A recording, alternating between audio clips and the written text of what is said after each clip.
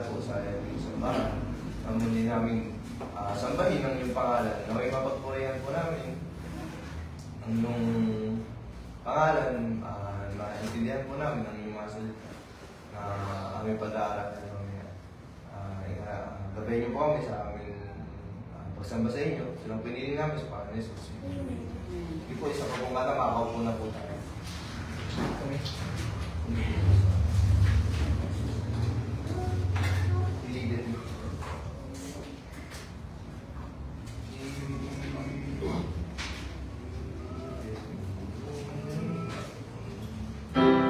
Sige po, makakapos po tayo sa ulang-ulang sa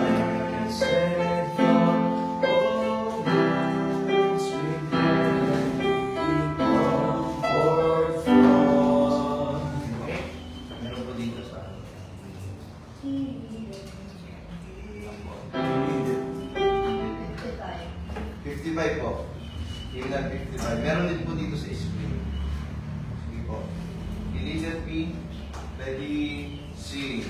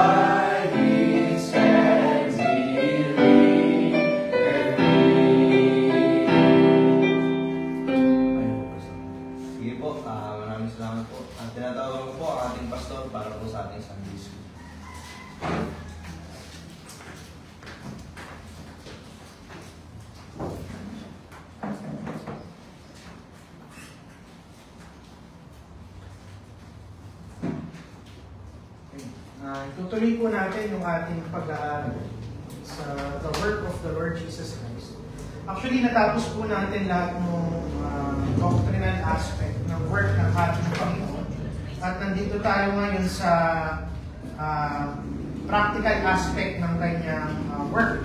Kung ano ba yung epekto niyan sa atin bilang mga tao.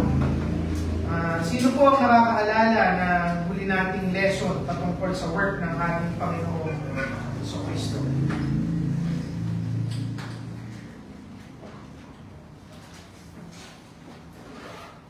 Sino po nakakaalala ng ating lesson? Sige po, bilang review, yung pinakauna nating lesson, inaral natin yung buong timeline ng kanyang trabaho. Una, inaral natin lahat ng ginawa niya in eternity past, kung paano siya naging parte ng plano ng lahat ng history, plano ng kaligtasan. Inaral natin at the point of creation, Jesus Christ was also a creator. In the Old Testament, inaral natin na kung saan kumikilos pa rin ang ating Panginoon. During the incarnation, hanggang sa kanyang buong ministry, hanggang siya ay mamatay, he was considered the perfect prophet.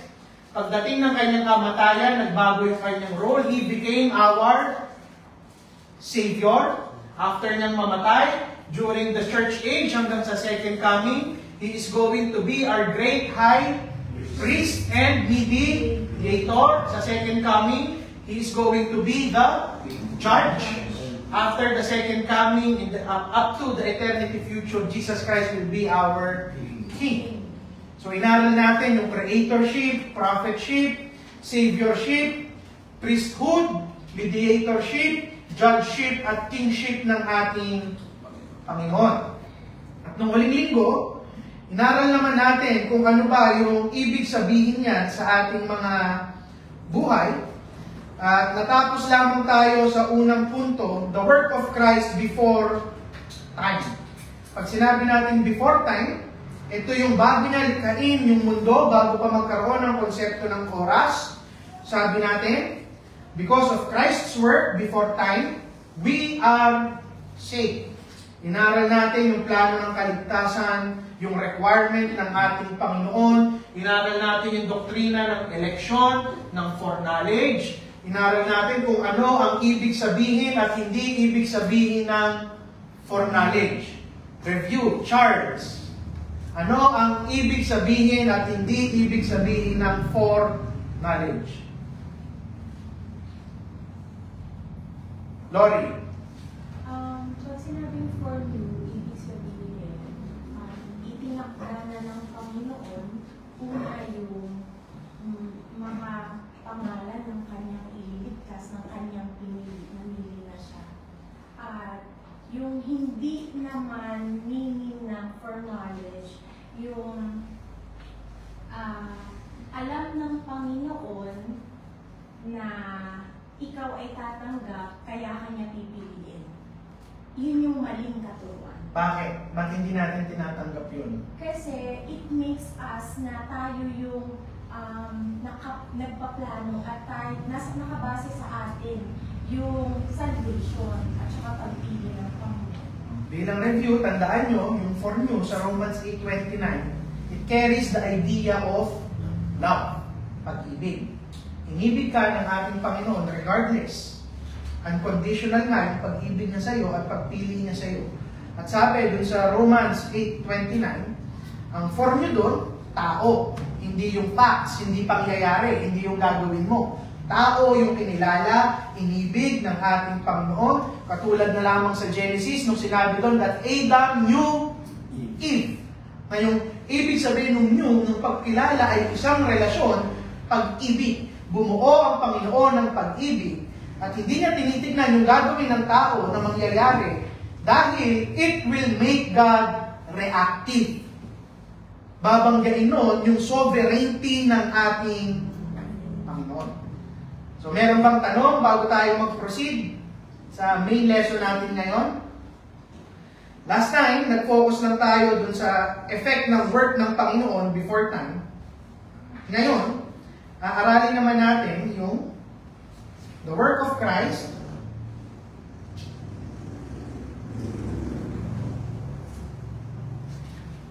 within time at kung ano yung epekto niyan sa buhay natin bilang mga Kristiyano. Una, dahil sa ginawa ng ating Panginoong Jesucristo, nung nagkatawang tao siya, nag-incarnate siya, naging perfect prophet siya, we now understand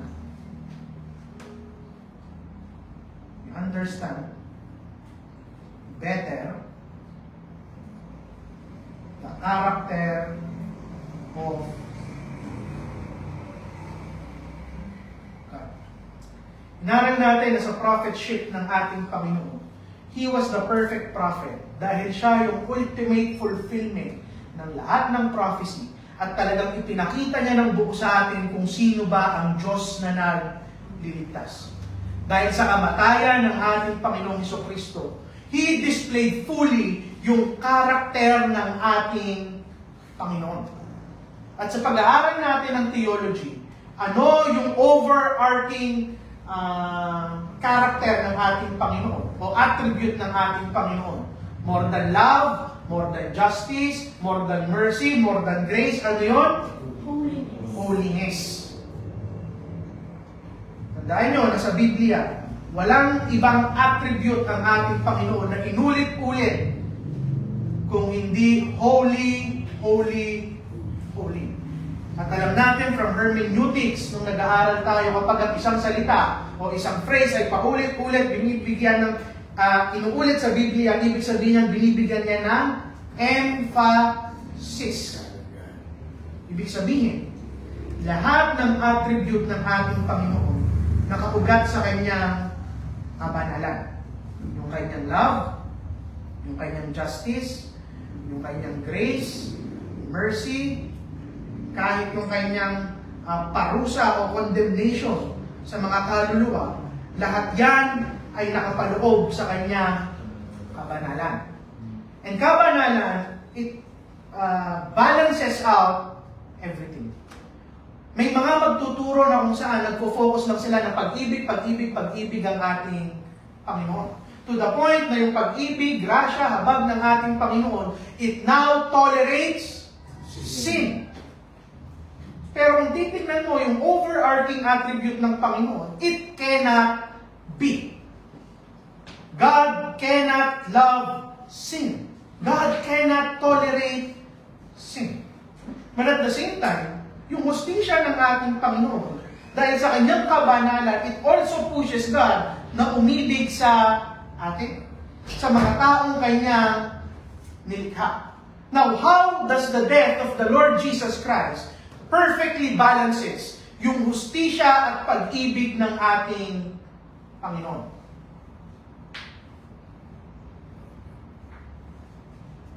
Paano niya nababalanse sa kanyang kamatayan yung hustisya at pag-ibig? Bibigyan ko kayong clue, yung pag-ibig madali. Dahil yung pag-ibig, sa kanyang kamatayan, niligtas niya yung mga tao makasalanan. So, paano naman niya ipinakita yung hustisya sa kanyang kamatayan? Paano po? Dahil kung panay kaligtasan lang, yung nangyari doon, pag-ibig lang yun, grasya, kabal. Nasaan yung hustisya doon?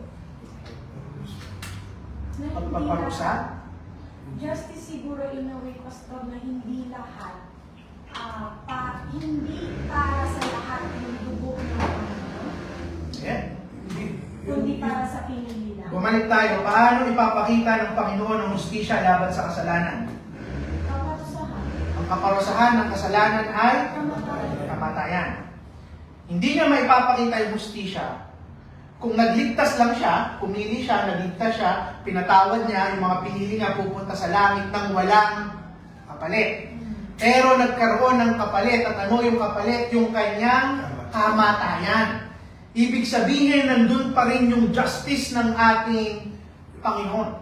It would be unfair kung namili siya at sinabi niya lang, patatawarin ko yung kasalanan mo, kakalimutan ko yung kasalanan mo, pupunta ka sa langit, pero walang naging kabayaran. That would be unjust. So, ipinakita niya perfectly yung balance ng pag-ibig at hustisya dahil yung hustisya nagre-require ng isang sakripisyo para sa ating kasalanan.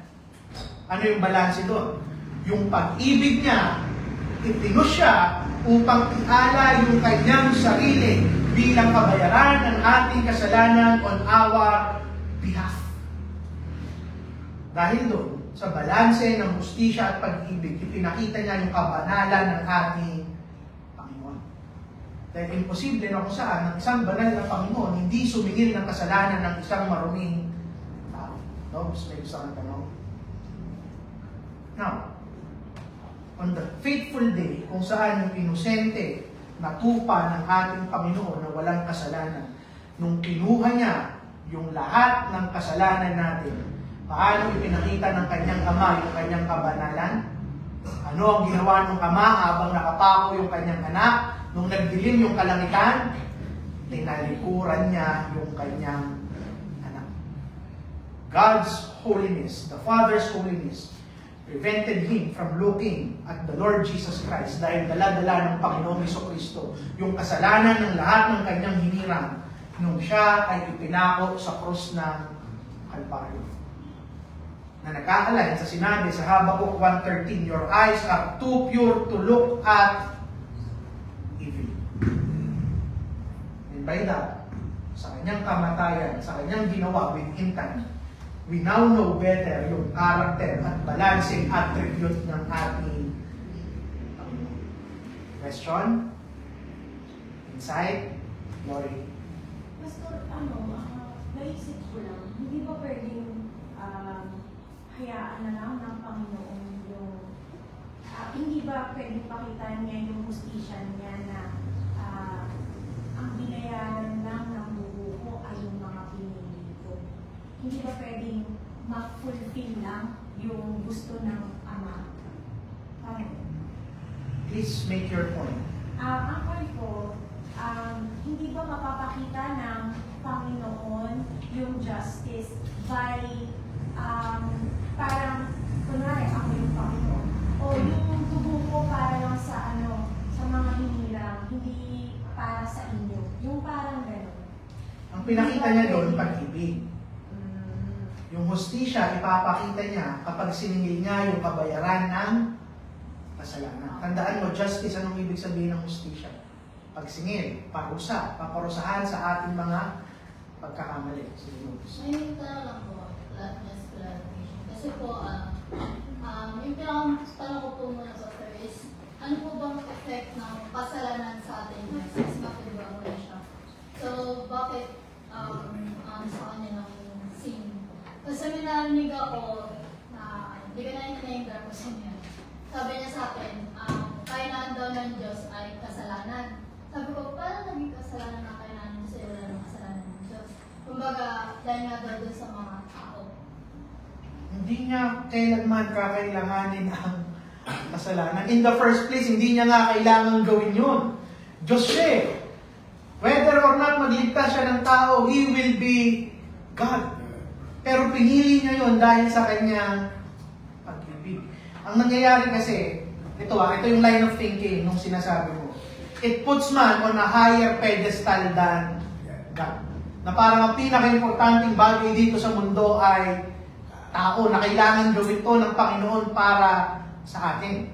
Dapat baliktad yung line of thinking, magpasalamat ka. Kasi hindi ito kinakailangan gawin ng ating Panginoon. He can choose to send everyone in hell and He will still be just. He will be God, He will be just, and all of the angels magpapapuri pa rin sa ating Panginoon. Pero magpasalamat tayo dahil sa pag-ibig ng ating Panginoon. Niligtas niya tayo at pinili niyang gawin yung bagay na ito. Lolo Ma. Ano lang, huwag lang natin kakalimutan na God is complete, even without creation. Correct. Kompleto na ang Diyos. Hindi yan malulungkot. Kasi nasaturate tayo ng mga Diyos-Diyosan yung mga papanood natin na kailangan niya yung tao, religious, nasasambahin sila, at habang sinasamba sila, lalo sila naging malakas. Hindi ganun ang Panginoon. Ang Diyos, kahit palang niligayan, kumpleto yan. It won't make Him weak, it won't make Him sad. Walang epekto talaga. Kahit ang tao, wala siyang epekto, kahit hindi siya ginawa ng tao. Actually, practically, maganda yung point ni Lolo Ma. Kahit sa ating mga naglilingkod, never ever think na tayo yung sentro ng ministry. Maraming tao iniisip, kailangan ako ng gawain. Kung wala ako, mawawala yung gawain. Hindi tayo yung bumubuhay sa gawain. Magpasalamat na lang tayo sa Panginoon at parte tayo ng gawain. This truth humbles us na hindi tayo kailangan ng Panginoon. Hindi niya kailangan gawin to. Pero pinili niyang gawin niya dahil iniibig niya tayo. It should push you na mas ibigin ng Panginoon at mas maglingkod sa ating Panginoon. Dagdag Pasko. Lalo na kasi When it comes to love, tandaan nyo, kasama pa rin yung immutability ng Lord. Kasi sinabi niya na, from the very beginning, without the shedding of blood, there will be no remission of sin. Kaya kapag tinignan nyo, parang siya na yung tao na nagkasala, siya na nagbigay ng batas. Pero siya pa rin yung tutupad ng batas niya. Alang-alang dun sa mga inibig niya, he foreknew. Alang-alang dun.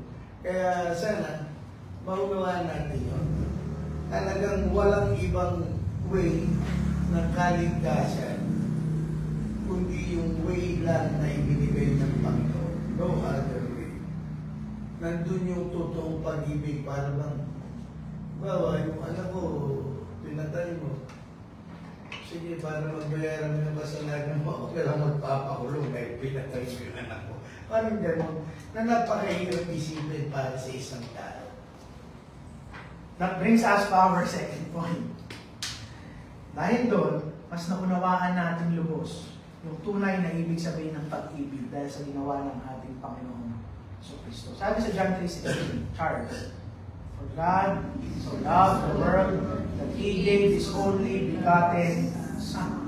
John 15:13, greater love has no one than this, that He laid down His life for His friends. Ano pa yung sunod? 1 John 3:16, this is how we know what love is, that Jesus Christ laid down His life for us. Sa krus ng Kalbaryo, pinakita sa atin ng Panginoon kung ano yung tunay na ibig sabihin ng pag-ibig. Kailangan na natin tanggalin ang ibig sabihin ng pag-ibig, yung worldly idea na romance, na emotional, na feeling, na kapag masaya ka, iibigin mo ang isang tao.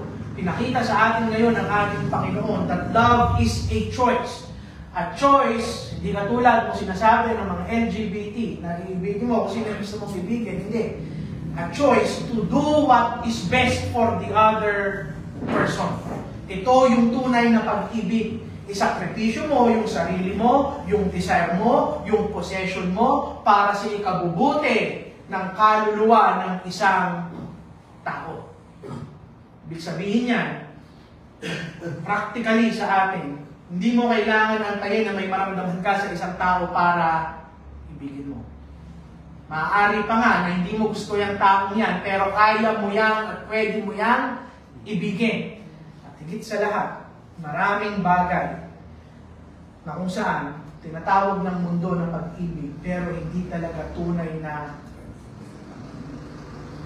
kung ano yung definition ng pag-ibig at kung paano malalaman, kung paano kayo ibig sa kapatid mo at sa ibang tao, balikan mo kung paano ka inibig ng ating Panginoon. Inside po. Dagdag lang sa love ng Panginoon. Yung love na yan, hindi ang pangkaraniwan. Yung love na yan, it is a holy love. A love that hates sin. Hindi katulad nung, kasi minsan nagiging isip natin, ay, hindi bigang Panginoon, ay magkakasala ako, mahal pa rin ako yan. No.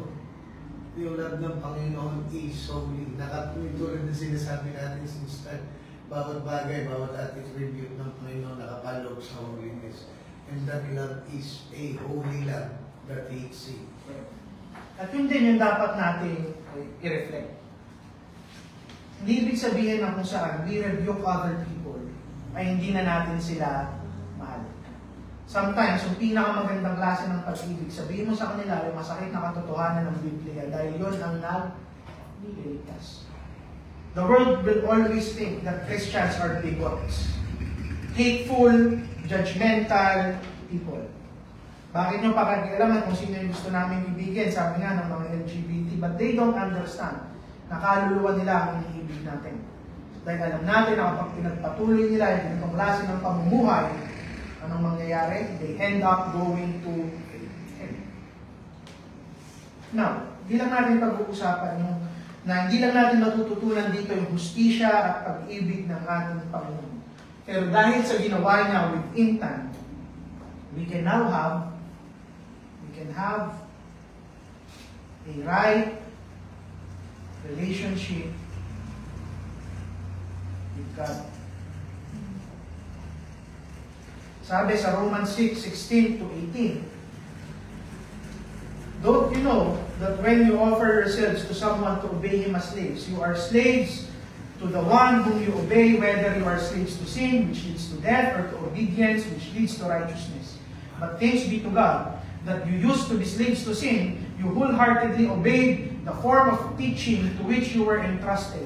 You have been set free from sin and have become slaves to righteousness. Meaning, dahil sa ginawa ng ating Panginoon, hindi ka na alipin ng kasalanan, pero alipin ka ng kabanalan, righteousness.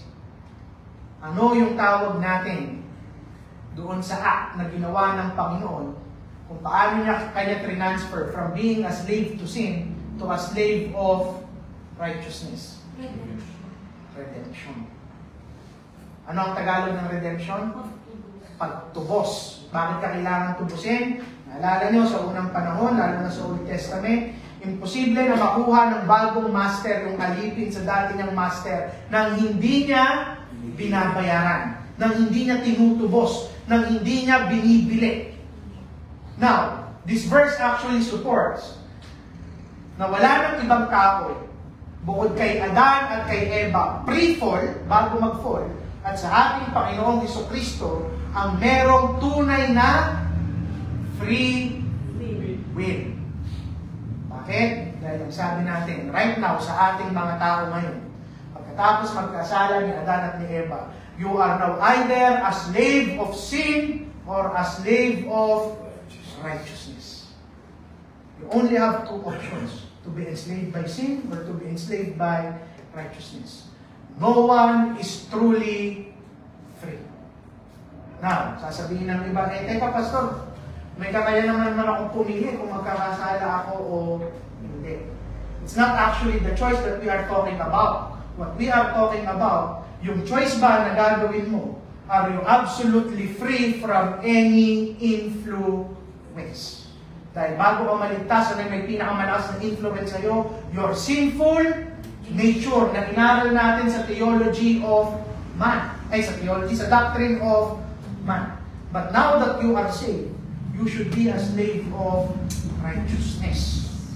Dapat mas influence ng Panginoon at ng kanyang salita yung lahat ng bagay na iyong ginagawa. Now, yung right relationship, hindi ka lang yan tinatransfer from being a slave of sin to being a slave of righteousness. Pero higit sa lahat, nung iniligtas ka ng ating Panginoon, natapos na ang iyong separation. And you are now reconciled with God. Tawag natin dyan, the doctrine of reconciliation. Ibig sabihin, nung namatay yung Panginoong Jesucristo sa krus ng Kalbaryo, kung ikaw ay kanyang iniligtas, yung separation mo sa ating Panginoon na naging dahilan ay ang iyong kasalanan ni-restore ng ating Panginoong Jesucristo. You now have fellowship with God. At bakit? Dahil pagkatapos niyang mamatay, hindi lamang siya namatay. When He resurrected, when He ascended sa langit, during the church age, ano ulit yung inaral natin? He is now our great high priest. He is now our mediator between God and man. At dahil sa kanyang ginawa, hindi ka na tinuturing na kaaway ng ating Panginoon. At ang sarap isipin na kung saan hanggang ngayon, aktibo ang ating Panginoon to be our mediator. So una, inaral na natin yung redemption. Inaanan na natin yung reconciliation. Ano kaya yung susunod na na magiging doktrina kung saan manggagaling sa kamatayan ng ating Panginoong Jesucristo. Simple lang. Dahil wala ka ng liability ngayon sa galit ng ating Panginoon. At maaari mo nang ma-please ang ating Panginoon sa mga bagay na ginagawa mo. We call that act of appeasing God's wrath, yung pagtanggal niya sa galit ng kanyang Ama dahil sa kanyang perfect sacrifice. Tinatawag natin niyang propitiation.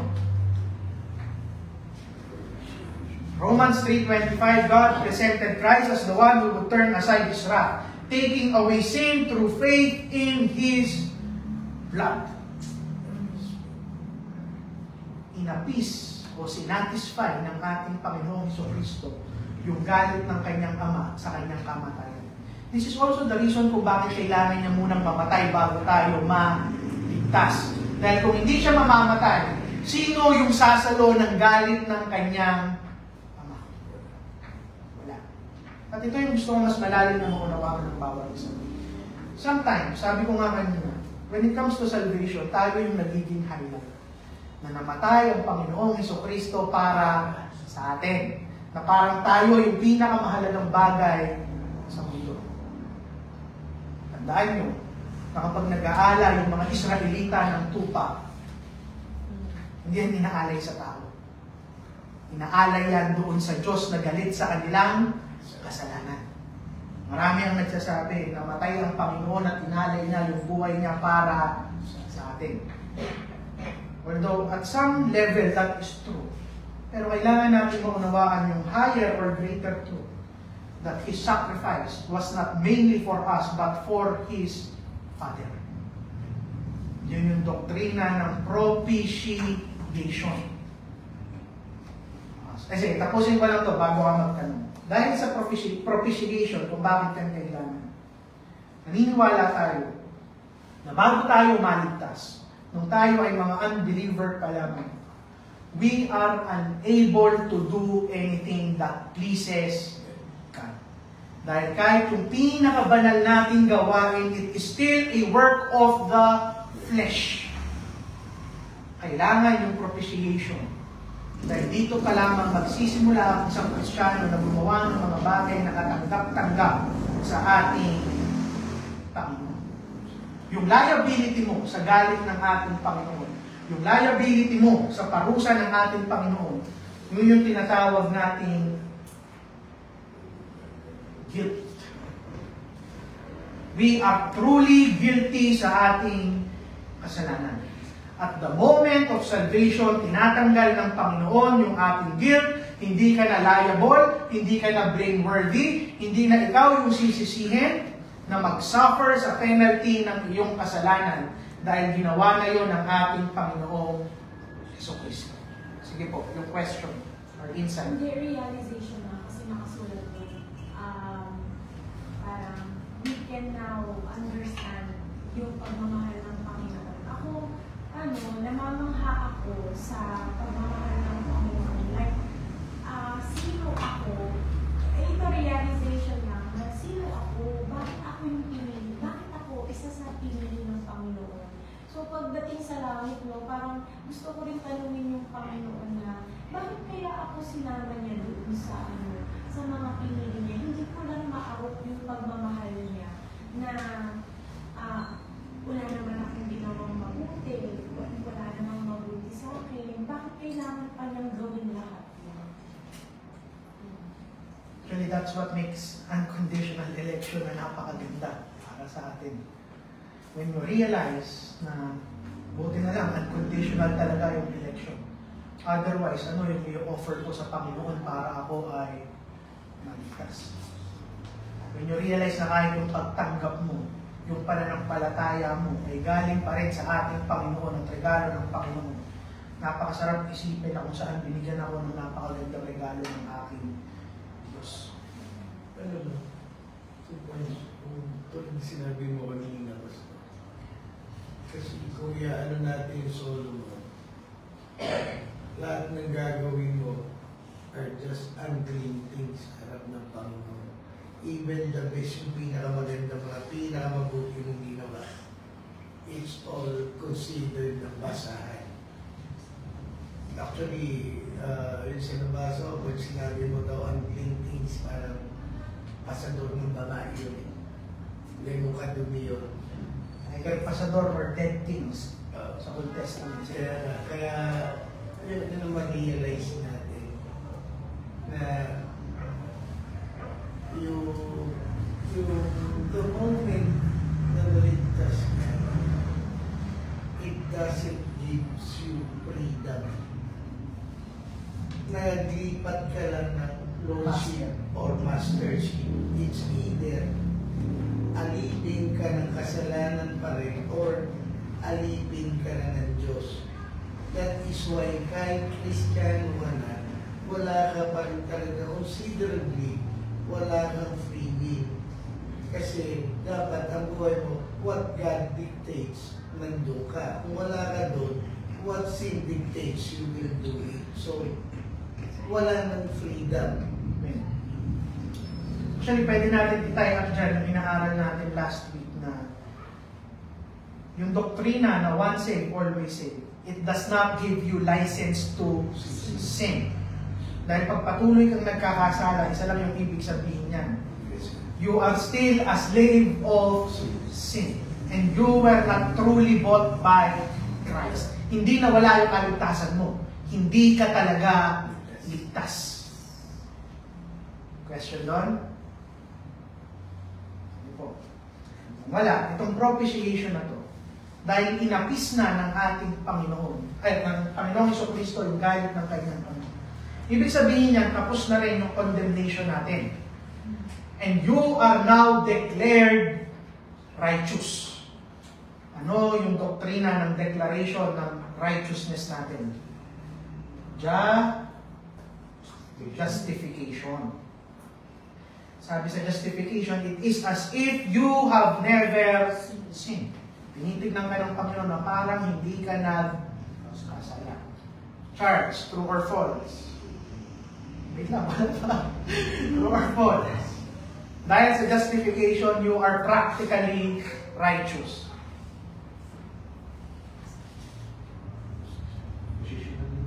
Positionally. Okay. Ano ang pinagkaiba ng practically at positionally?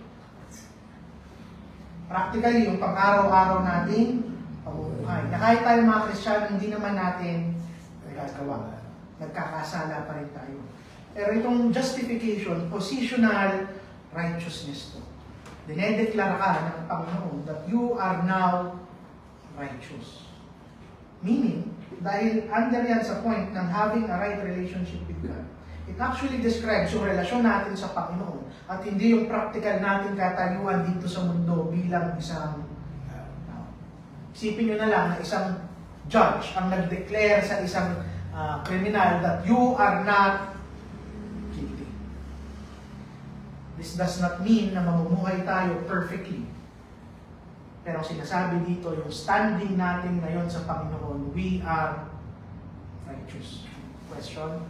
Pastor, dun sa justification, kung may sinasabi niya na Kristiyano siya, pero nakikita sa buhay niya na yung mga simple kasalanan, yung habitual sin, and yung pet sin. Like for example, normal na sa kanya yung pag-iinom, normal na sa kanya yung pang-babae, ganyan yung kumbaga, hindi man nakikita ng ibang tao o kapwa niya Kristiyano, pero yung kasalanan sa buhay niya is normal na niyang ginagawa.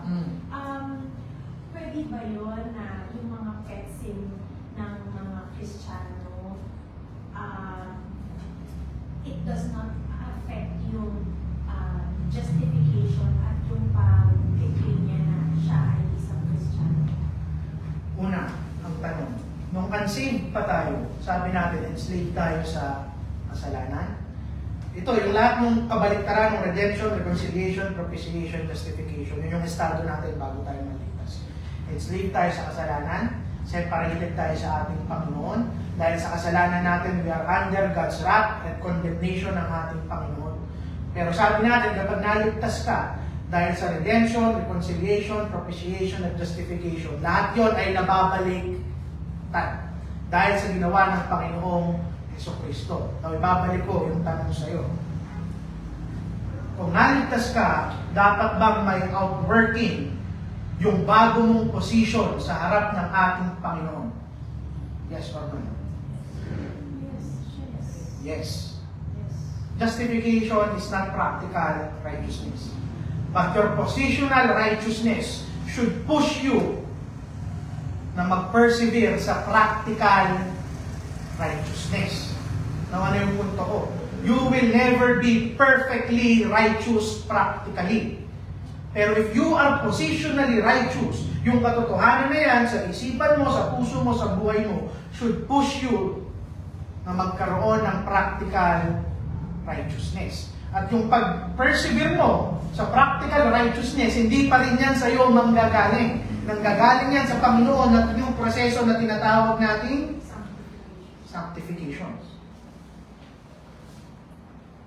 Now, yung habitual sin ng isang tao pagkatapos niyang maligtas, the moment of salvation, in an instant ba tatanggalin yung lahat ng ating Panginoon? Hindi. Sanctification is a lifelong process. Pero, ito yung caveat. Hindi mo pwedeng sabihin na hindi pa naman kasi tapos. Okay, pwede pa akong magkasala ng napakatagal. Sabi natin, sanctification is a process. Meaning, araw-araw, dapat sinisigurado mo na mas nagiging kamukha ka ng ating Panginoon. Ngayon, kung 3 taon, 5 taon, 10 taon ka ng Kristiyano, ganun pa rin yung pamumuhay mo. That puts a big question mark sa iyo. Tandaan nyo na lahat ng taong pinili ng Panginoon, hindi niya hahayaan na kung saan mamamatayan na hindi tinatapos yung pag-model niya doon sa taong yan, paghubog niya sa taong yan na mas maging kamukha niya. Kung sa araw-araw ng buhay mo, hindi mo mas nagiging kamukha ang Panginoon, mag-isip ka na kung tunay kang ligtas. Nasagot ko ba ang iyong tanong? Challenge talaga sa ating mga Kristiyano yung practical. John 19:30. Aaralin din natin to sa ating series, Every Time My Lord Suffer. Ang sabi ng Panginoon, it is finished. Philippians 2:12-13. So 14 verses lang doon sa tanong mo. Continue to work out your salvation with fear and trembling. Hindi dahil gawa ang nagliligtas, pero outworking yan ng iyong kaligtasan. Your salvation will push you na i-work out ng kaligtasan mo, mabuhay ka ng tama. Dahil ang kadugtong sa verse 13, for it is God who works in you to will and to act according to His good purpose. Pleasure. Positionally, our salvation is complete. Ligtas ka, justified ka, but practically, experientially, you have to work out your own salvation on a daily basis. Malinaw ba?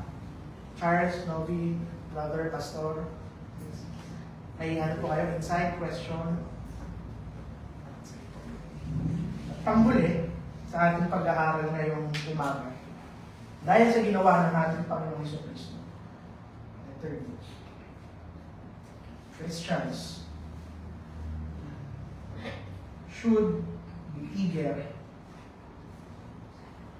for His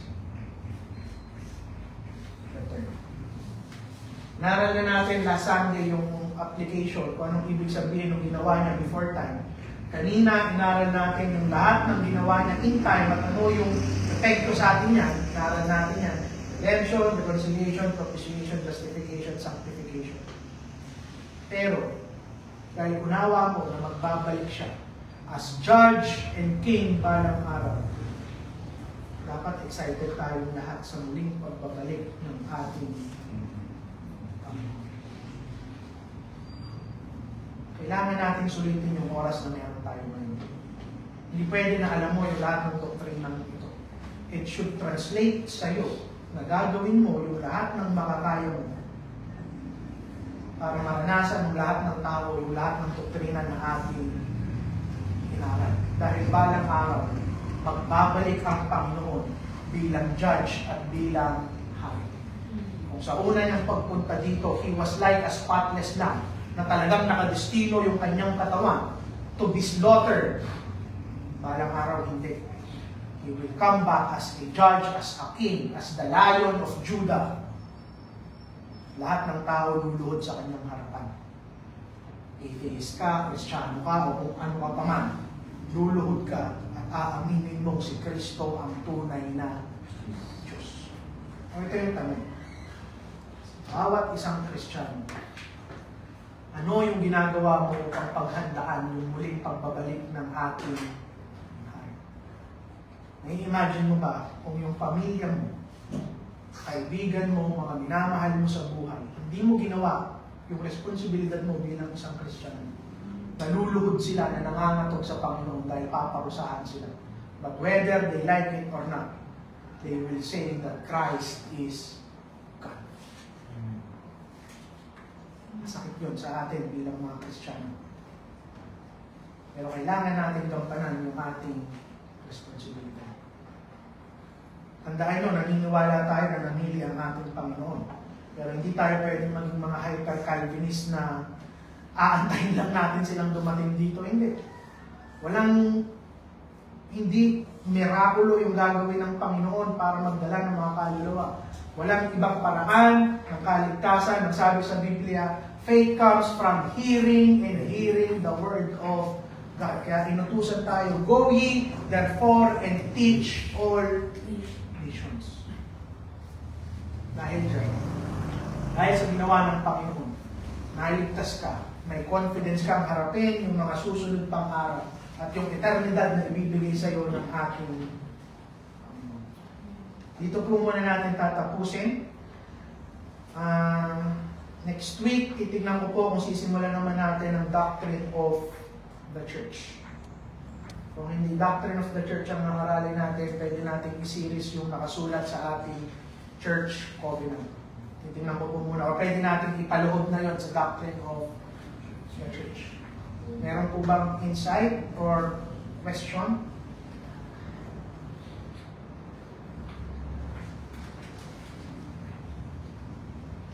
Insight po or question? Pastor, may insight po kayo? Lori, Lola Joy? Wala na po. Sige po, kung wala na, sakto po tayo at 11 a.m. Manalangin po tayo. Ay,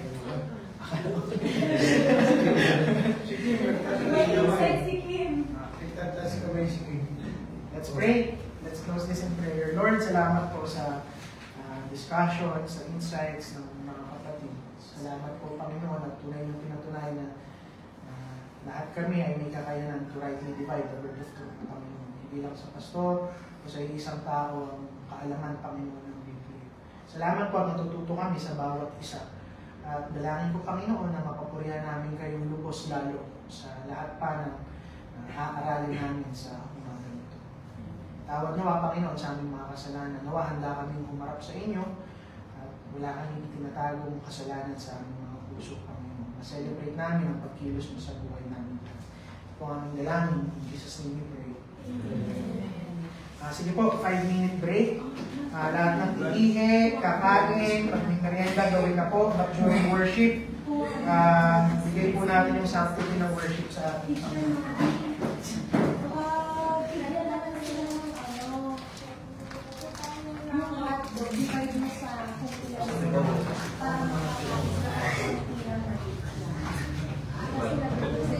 Nalito ulit sa akin.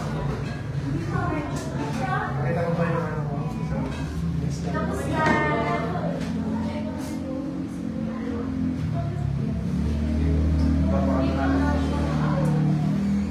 Ano papakanta natin doon?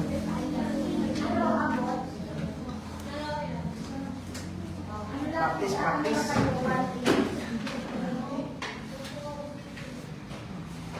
Nanay, can you check yung live?